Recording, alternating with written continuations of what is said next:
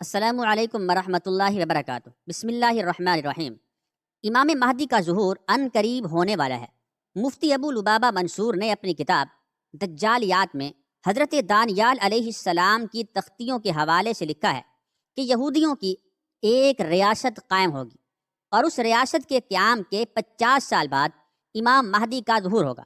ظاہر سی بات ہے کہ 1946-47 میں اسرائیل کی بنیاد ڈالی تو گئی، لیکن 1973 میں جا کر اقوام متحدہ نے ملک کی حیثیت سے تسلیم کیا اور اس کے جھنڈے کو بھی تسلیم کیا، تو حقیقی بنیاد ملک اور ریاست کی حیثیت سے 1973 میں سمجھی جائے گی۔ اس لحاظ سے سن 2023 میں 50 سال پورے ہوتے ہیں، لہذا ممکن ہے کہ 2024 میں امام مہدی کا ظہور ہوگا۔ نیز نسائی میں جس غزوہ کی نشاندہی کی گئی ہے، جس میں امام مہدی علیہ السلام کی ایک جماعت خراسان یعنی افغانستان اور مغربی پاکستان وغیرہ سے نکل کر مشرقی علاقے پر برسرے پیکار ہوگی، تو حالیہ جو خبریں آ رہی ہیں اس کی پیش خیمہ ثابت ہو سکتی ہیں دجال کے خروج کے آثار۔ ناظرین، قابل غور قابل توجہ بات تو یہ بھی ہے کہ کورونا کا ڈرامہ بھی 2024 میں ختم کر دیا جائے گا۔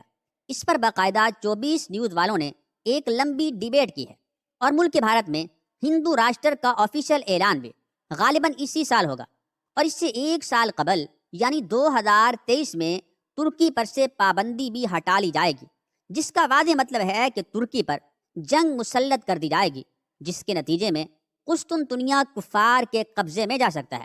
اور سعودی بادشاہ کی وفات کی یہ روایت رہی ہے کہ عموماً وہ 90 سال کے آس پاس ہی فوت ہوتے ہیں، اور اس وقت موجودہ بادشاہ شاہ سلمان کی عمر 86 سال ہے، 86 ایئر۔ ممکن ہے کہ وہ 24-25 تک 90 کے آس پاس ہوں گے، اور خلافت عثمانیہ کے سقوط کے 100 سال بھی 2023 تک پورے ہو رہے ہیں۔ نیز ایک عرب عالم ہیں جن کا نام شیخ صادق المغلث المرانی ہے، انہوں نے 24 کے قریب ہی ظہور مہدی کی بات کہی ہے۔ حاصل یہ نکلا کہ ظہور مہدی کے لحاظ سے یہ 2 سال یعنی 2024 اور 2025 کافی اہم سال ہیں۔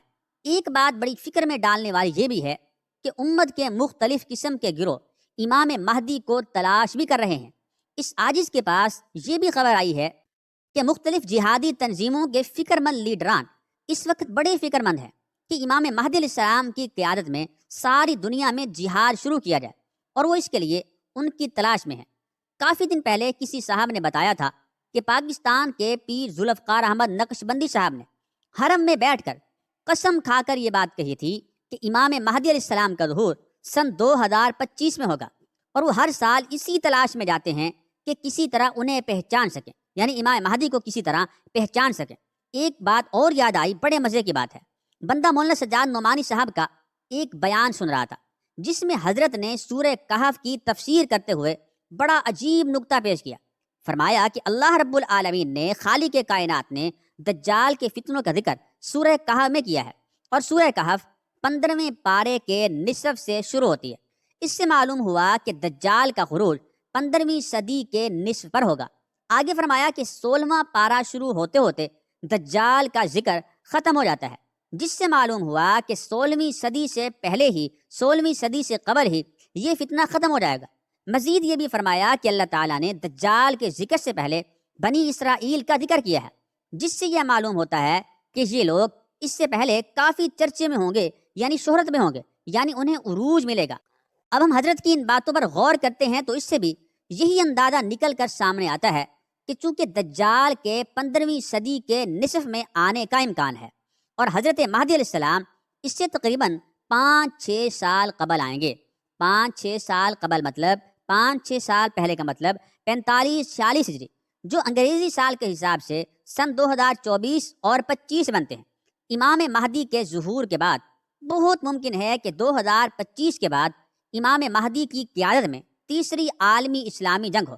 بہرحال آپ جس طرح بھی غور کریں گے، یہی 2 سال سامنے آئیں گے۔ معلوم ہوا کہ یہ 2 سال امت مسلمہ کے لیے بڑی اہمیت کے حامل ہیں۔ اللہ تبارک و تعالی امت مسلمہ کی دجالی فتنوں اور سازشوں سے حفاظت فرمائے۔ اب دجال کے خروج کے آثار کی کچھ علامتیں ہیں، نشانیاں ہیں۔ نمبر 1، پہلے سیاہ جھنڈے نکلیں گے۔ نمبر 2، پھر غزوہ ہند ہوگی۔ نمبر 3، پھر ہندوستان میں ہندوؤں کا قتل عام ہوگا۔ نمبر 4، پھر ہندوستان میں دین کے بدخواہ لوگوں کا قتل عام ہوگا، جیسے گستاخ اور لانتی قادیانی وغیرہ۔ نمبر 5، پھر تیسری جنگ عظیم شروع ہوگی۔ نمبر 6، پھر قسطنطنیہ مسلمانوں کے ہاتھوں نکل جائے گا۔ نمبر 7، پھر سفیانی کا ظہور ہوگا۔ نمبر 8، پھر حضرت امام مہدی علیہ السلام کا ظہور ہوگا۔ نمبر 9، پھر سفیانی کا لشکر حضرت امام مہدی سے لڑنے چلے گا تو مکہ مدینہ کے درمیان مقام بیضا پر زمین میں دھنسا دیا جائے گا۔ نمبر 10، پھر بنو قلب کا لشکر امام مہدی کے ہاتھوں شکست کھائے گا، جس کو لوٹنے کا حکم رسول اللہ صلی اللہ علیہ وآلہ وسلم نے دیا ہے۔ نمبر 11، پھر مشرق سے سیاہ جھنڈے عرب کی طرف طوفان بن کر اٹھیں گے۔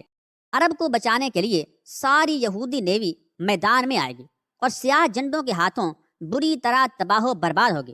نمبر 12، پھر حجاز مقدس کا محاصرہ توڑنے کے لیے خلیج فارس کے نزدیک سیاہ جھنڈے دجالیوں سے بڑا زبردست مارکا لڑیں گے اور محاصرہ توڑ دیں گے۔ نمبر 13، پھر یہ لشکر امام مہدی علیہ السلام کی بیعت کے لیے آگے بڑھے گا اور راستے میں نجد شہر ان کی طوفانی یلغار کی لپیٹ میں آ جائے گا۔ نمبر 14، پھر یہ لشکر امام مہدی علیہ السلام کے ہاتھ پر بیعت کرے گا۔ نمبر 12، پھر یہ عربوں سے خزانہ طلب کریں گے، وہ دینے سے انکار کریں گے۔ پھر یہ سیاہ جھنڈے والوں کے ہاتھوں بری طرح قتل ہوں گے۔ ان کے قتل عام کے دوران سیاہ جھنڈے عرب کی ریت کو عربوں کے خون سے تر کر دیں گے۔ اس خوفناک قتل عام کا ذکر احادیث مبارکہ میں بھی ملتا ہے۔ یہی وجہ ہوگی کہ عرب لوگ بہت کم رہ جائیں گے۔ نمبر 16، پھر عرب بھاگ کر مکہ اور مدینہ میں پناہ لیں گے اور اپنی جان بخشی کے لیے خزانہ دینا چاہیں گے، دولت دینا چاہیں گے، لیکن سیاہ جھنڈے لینے سے انکار کر دیں گے۔ نمبر 17، پھر سیاہ جھنڈوں کی اگلی یلغار کا نشانہ مصر بنے گا، جس کا ذکر احادیث میں ملتا ہے۔ پھر ایران کی باری آئے گی، لیکن ایران اطاعت قبول کر کے جان بچائے گا۔ نمبر 18، پھر رومی اپنے وہ لوگ جو اسلام قبول کر چکے ہوں گے واپس مانگیں گے۔ نہ دینے پر رومیوں کے 80 جھنڈے سیاہ جھنڈوں سے لڑنے کے لیے نکلیں گے۔ ہر جھنڈے تلے 60,000 رومی ہوں گے۔ ان کی اتنی بڑی تعداد دیکھ کر سیاہ جھنڈوں میں سے 1/3 بھاگ جائیں گے، جن کی توبہ اللہ تعالیٰ کبھی قبول نہ کرے گا۔ پہلے دن مسلمان ایک جماعت کو لڑنے بھیجیں گے، ساری جماعت شام تک شہید ہو جائے گی۔ پھر چوتھے دن تمام اہل اسلام جو کہ سیاہ جھنڈے والے ہی ہوں گے مل کر رومیوں پر حملہ آور ہوں گے۔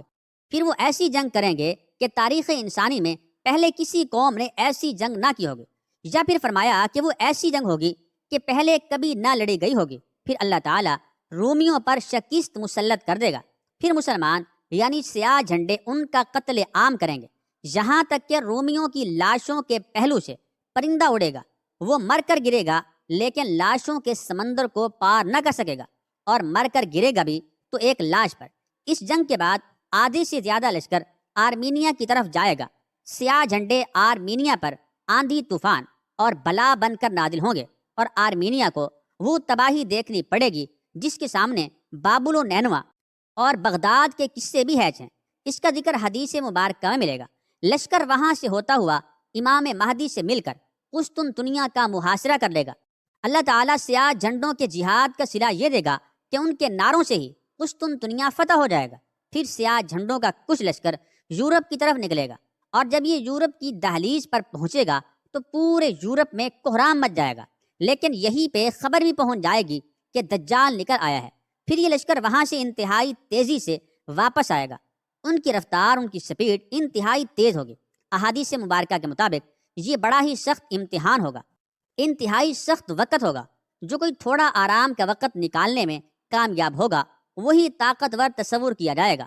آتے ہی عرب میں وہ رومی جو دجال سے ملے ہوں گے ان پر 3 جگہوں سے شب خون ماریں گے، اور ان میں سے کوئی بھی بچ کر واپس نہ جائے گا۔ پھر مسلمان دیکھیں گے کہ حضرت عیسیٰ علیہ السلام تشریف لائیں گے، اور دجال انہیں دیکھ کر پانی میں نمک کی طرح پگھلے گا۔ پھر وہ وہاں سے بھاگے گا اور مقام لد پر حضرت عیسیٰ علیہ السلام کے ہاتھوں قتل ہوگا۔ پھر یہودیوں کا سیاہ جھنڈے والے قتل عام کریں گے۔ یہی وقت ہوگا جب مؤمنین مشرق سے لے کر مغرب تک فتوحات کے جھنڈے لہرا رہے ہوں گے، اور اللہ تعالیٰ نے سورۃ بنی اسرائیل میں جو وعدہ فرمایا تھا پورا ہوگا، یعنی کفر و سرکشی کرنے والی کوئی بھی بستی ایسی نہیں ہے جسے ہم روز قیامت سے قبل ہی تباہ و برباد نہ کر دیں۔ پھر حضرت عیسیٰ علیہ السلام کو حکم ہوگا کہ کوہ طور پر جا کر قلعہ بند ہو جائیں۔ یاجوج ماجوج نکل کر فتنہ عظیم پھیلائیں گے۔ اللہ تعالیٰ ان پر اپنا قہر نازل کرے گا اور ان پر نفع نامی کیڑا لگ جائے گا اور ہلاک ہوں گے۔ پھر 60 سال تک مسلمان امن و اطمینان سے رہیں گے۔ امن اتنا زیادہ ہوگا کہ بچہ شیر کو بھگا دے گا، جہاد ختم ہو جائے گا، تلواریں درانتیاں بن جائیں گی، شیطانیت تباہ ہو چکی ہوگی، اور شیطان کو جو قیامت تک کی مہلت دی تھی ختم ہوگی۔ پھر ایک نرم ہوا چلے گی جس سے دنیا میں اسلام ختم ہو جائے گا۔ اب حبشی دنیا پر حکومت کریں گے اور نفس کی حکمرانی ہوگی۔ ایک حبشی ٹیڑھی پنڈلی والا، نیلی آنکھوں والا اور ٹھگنا خانہ کعبہ کو گرا کر پتھر سمندر میں پھینک دے گا، غلاف جلا دے گا اور خزانہ گھر لے جائے گا۔ پھر قیامت مرحلہ وار شروع ہوگی اور تمہارے رب کے وعدے کا وقت آ جائے گا۔ فتنہ دجال بہت سخت فتنہ ہوگا۔ اس سے حفاظت کے لیے، اس سے بچاؤ کے لیے ہر جمعے کے روز سورۃ الکہف کی تلاوت لازمی کریں۔ اور آپ سے آخر میں یہ گزارش ہے کہ اس قیمتی معلومات کو اپنے تک محدود نہ رکھیں۔ اس معلومات کو اکٹھا کرنے میں ہماری 4 سال کی محنت لگی ہے۔ قیامت کب آ جائے کوئی پتہ نہیں، تو کیا آپ نے اس کی تیاری کر لی ہے؟ اصل علم اللہ رب العالمین کے پاس ہے۔ بے شک ہمیں تیاری کرنی چاہیے، ہمیں کوشش کرنی ہے، غور و فکر کرنا ہے اور خود کو اور آنے والی نسلوں کو اس فتنے سے بچانا ہے انشاءاللہ تعالی۔ اللہ تعالی ہم سب کی حفاظت فرمائے، آمین ثم آمین۔